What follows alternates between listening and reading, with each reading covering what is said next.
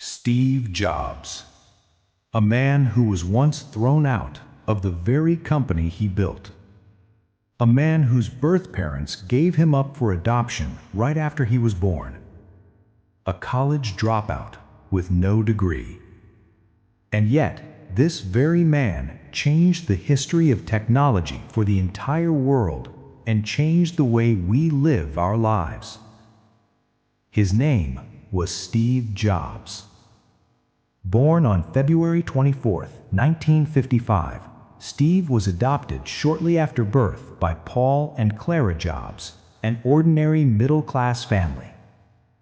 From childhood, he had an intense curiosity, a fascination with taking things apart to see how they worked, and the courage to think differently.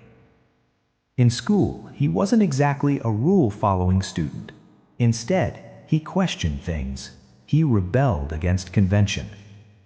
He enrolled at Reed College, but within a few months, he realized that spending so much money on this education wasn't really giving him anything.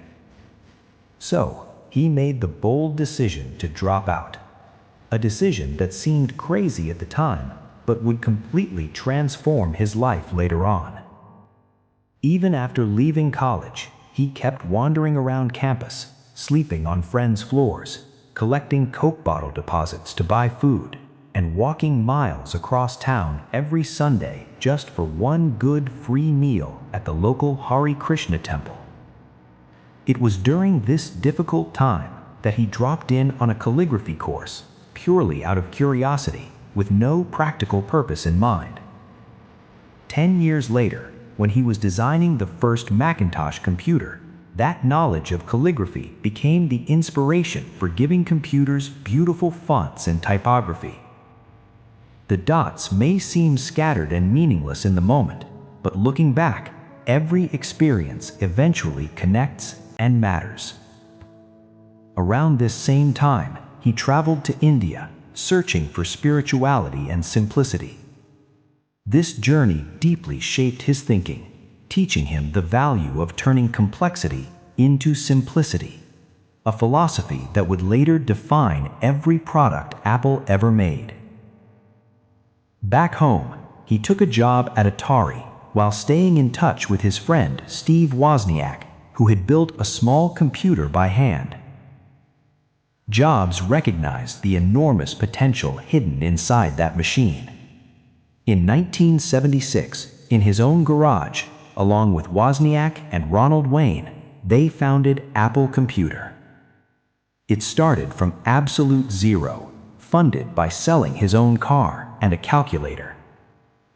There was no big office, just one dream: to take technology out of the hands of complicated engineers and put it into ordinary people's homes. Riding on the success of the Apple II, within just a few years, Apple became one of the fastest-growing companies in America. In 1984, the Macintosh arrived, a computer that for the first time let ordinary people click a mouse and work with images without needing to write complicated code. It wasn't just a product, it was a revolution. But right at the peak of this success came the biggest blow of his life. Internal power struggles, disagreements with then CEO John Sculley, and a decision by the board of directors led to Jobs being fired from Apple in 1985. The very company he had built with his own hands. The man who had created this company from nothing was told he was no longer needed. This was the hardest, most humiliating moment of his life. He later said himself that it was a blow that completely shattered him. But Jobs did not stop there. He started over, founding a new computer company called Next, aimed at building powerful machines. At the same time, he bought a small animation studio and named it Pixar.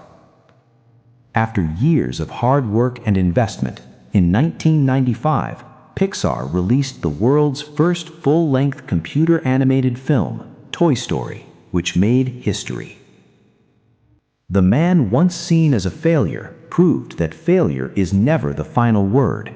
It is simply an opportunity for a new beginning. Meanwhile, Apple was struggling, one bad decision after another, falling behind in the market and standing on the edge of bankruptcy. In 1997, the company bought Next, Jobs' own company.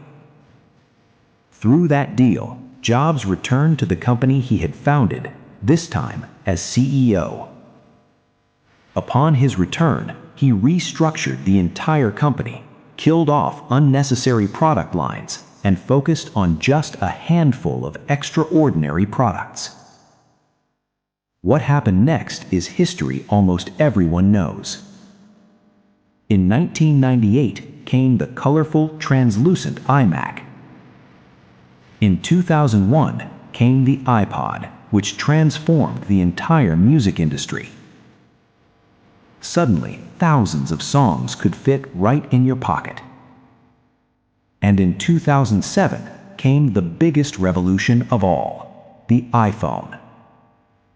A phone, an iPod, and an internet browser, all combined into a single device. This one product redefined what a mobile phone even was, giving birth to the smartphone era. Then came the iPad, opening up an entirely new world of tablet computing. Behind every product was one single philosophy that guided Jobs: simplicity. He believed true excellence wasn't about adding complexity, but about stripping away everything unnecessary until only the essential remained. This is exactly why in the Think Different campaign, he said, "The people who are crazy enough to think they can change the world are the ones who actually do." Later in life, he fought a long battle with a serious illness, yet he never stopped working. He passed away in 2011, but the legacy he left behind still lives on today, in our hands, in our pockets, in the very way we live. Steve Jobs' life teaches us so much. It teaches us that failure is never the final word. It's an opportunity for a new beginning. It teaches us that every experience in life, even the ones that seem meaningless at the time, eventually connect and matter. It teaches us that rejection and humiliation can break a person, but whether you stay broken or rise back up, that choice is entirely your own. It teaches us that you must love what you do, because without real love for your work, creating something extraordinary is simply not possible. Your time is limited too, so don't waste it living someone else's life. Don't let the noise of other people's opinions drown out your own inner voice. Have the courage to take risks and follow your own path. Because history has proven again and again that the people crazy enough to believe they can walk their own path are the ones who truly change the world. Steve Jobs is living proof of that.